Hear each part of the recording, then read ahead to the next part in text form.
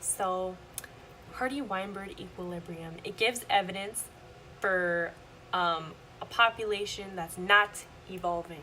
So aka when you're using Hardy-Weinberg Equilibrium, down here you're assuming there is random mating, no selection, and no evolution. So Hardy-Weinberg Equilibrium is no evolution happening at all.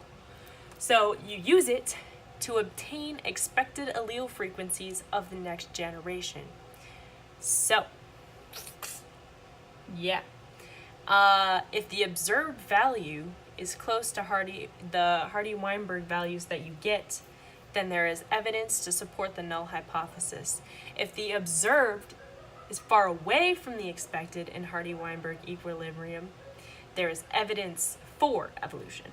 So, if you got a little population of birdies, you take their current allele frequencies and you would plug them in to this little guy, which I'll show you how to do, fear not.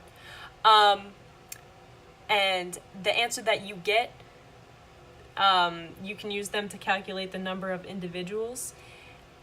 The number of individuals that you get is your expected, the one that you get from this equation. So if you go out and there's the same number of birdies or close to the same number of birds that you calculated, then it's likely that there's no evolution happening. If you go out and observe that there's more or less birdies than what you expected, like a significant amount, like off by like a little bit isn't gonna really do much. But if you're off by a lot, then there is something going on. So that would lead you to do chi-squared. But we're not gonna do that right now because, yeah, that's for another time. Okay, so the two equations that you need to keep in mind for this little guy is P plus Q equals 1, and 1 equals 2. 1 equals P squared plus 2PQ plus Q squared. Okay, so for an example, for me to show you, because it's kind of difficult to explain, so it's sort of easier just to show you. So we need P plus Q equals 1, and then 1 equals P squared plus 2PQ plus Q squared. Okay, so we got a Hardy-Weinberg equilibrium equation, boy, and then this is just a supplement to help us. You'll see how it comes into play. So before we get started, let's just break down this little boy right here. Essentially, it's 3 parts. This is homozygous. I'm running out of space. I'm gonna write that a little more over. I'm just gonna write homo. I'm not even gonna lie. Homo dominant. Hetero. Just the heterozygous genotype, and then homo recessive, whatever. So that's essentially what these 3 values mean. So if they're not evolving, all of these values should be equal to 1. So we're using it to find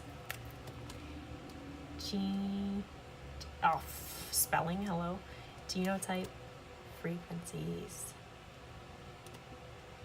which is just, you put, you know what, I'm just not even trying to explain it, I'm just going to show you.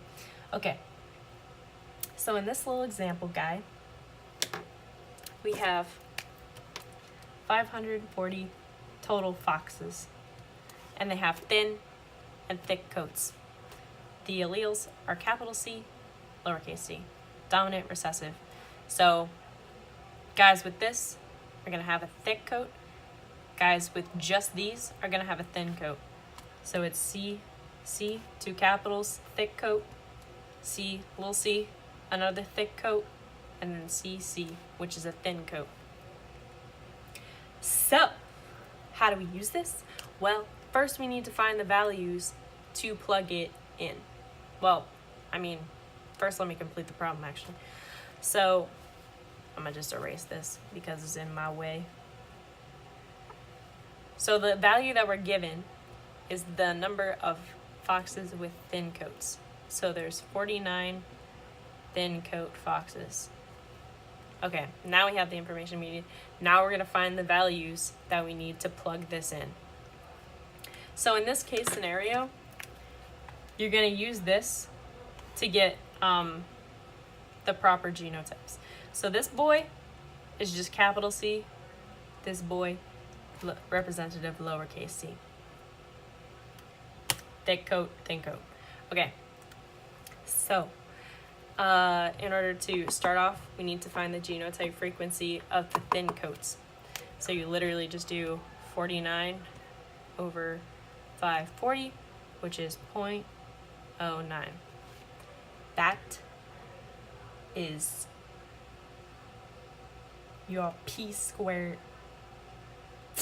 Q squared is your Q squared value. So we're going to put genotype frequency for thin coats is 0.09. So I'm just going to write out the values that we need. We need P, we need P squared, Q, we need Q squared. So, yeah, P squared. LOL yeet, this is where I fucked up. So it's not the P squared value, it's Q squared. Bear with me though, I'll correct it. Take the square root, and then it's 0.3. So, oh my god, I've done it again. It's not P. You probably noticed this, or at least maybe you did. I meant Q, because as we know up here, recessive is Q. Silly me. So this is 0.09. Sorry. God, that probably didn't help at all. And then take square root. There you go. So our Q is 0.3. So we use this guy to get P. So P plus Q, which is 0.3, is equal to 1. So P is just equal to 0.7 because you subtract 0.3 from 1 to get your P value.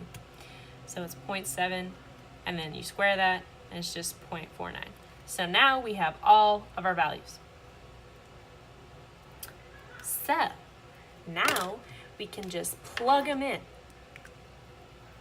1 equals P squared, the frequency, the genotype frequency of our homozygous dominant.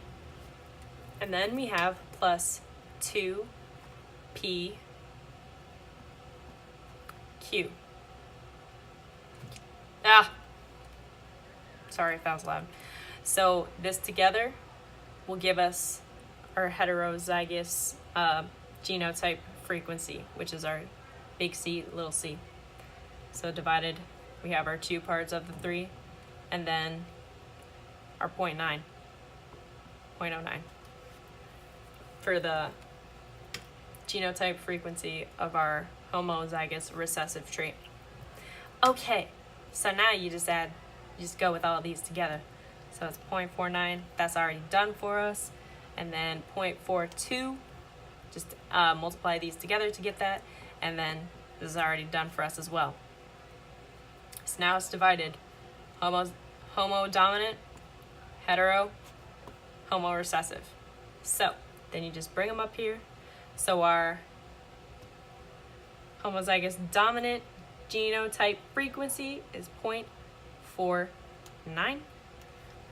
Our heterozygous genotype frequency is 0.42, and we already know our homozygous recessive genotype frequency.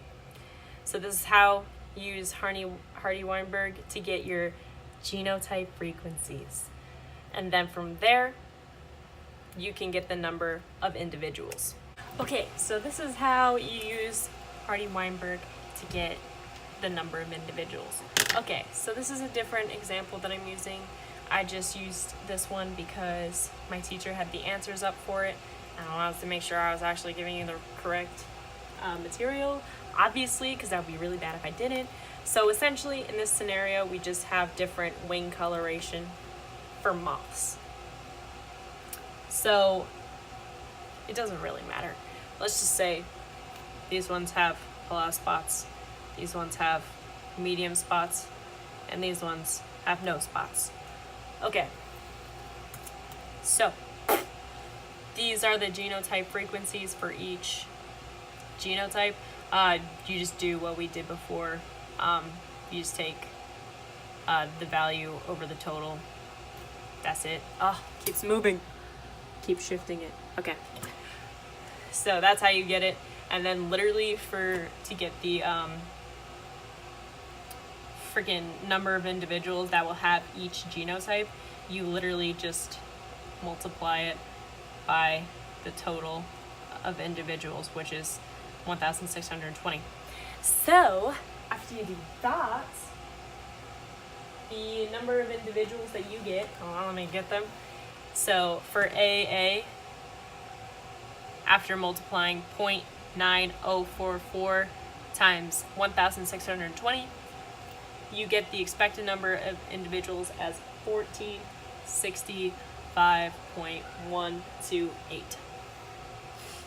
So that's your expected number after one generation from the amount of from this population. So for A,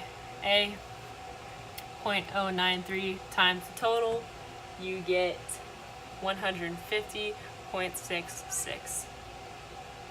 And for AA, you take 0.002 and multiply it by 1,620, and the expected number of individuals is 3.24. So, this is essentially saying you started off with this many.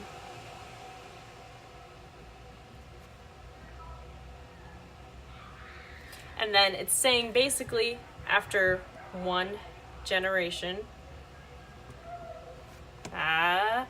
in Hardy-Weinberg, so no evolution. Hand cramp. Okay. After one generation of Hardy-Weinberg, aka no evolution, the expected number of individuals that will be in the population for each genotype. It get a little messy.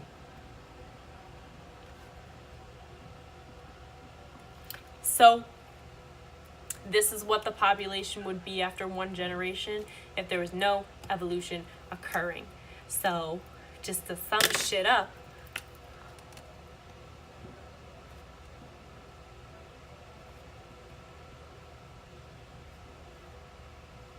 so what do we use it for?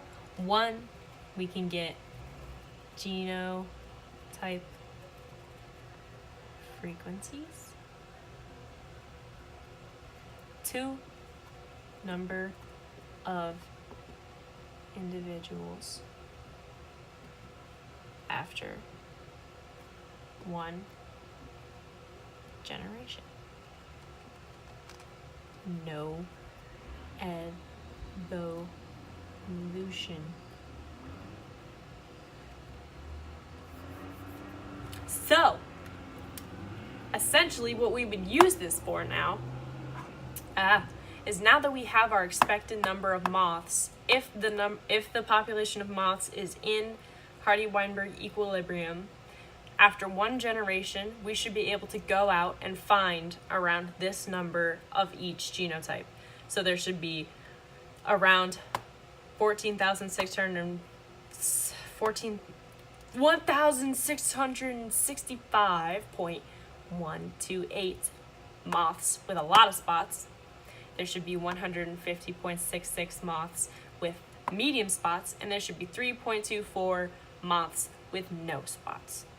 If it's different than this, if it was higher, if we went out and we found 5,000 of these, 500 of these, 200 of these, then we could say that there's evidence that the population is not in Hardy-Weinberg Equilibrium.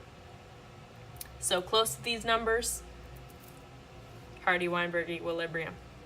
Far away from these numbers, no. then we would move on to chi-squared to see if there's actually anything significant going on. So yeah, that's Hardy-Weinberg. So if you got any questions, because I was probably a little confusing, it's fine. Hit me up.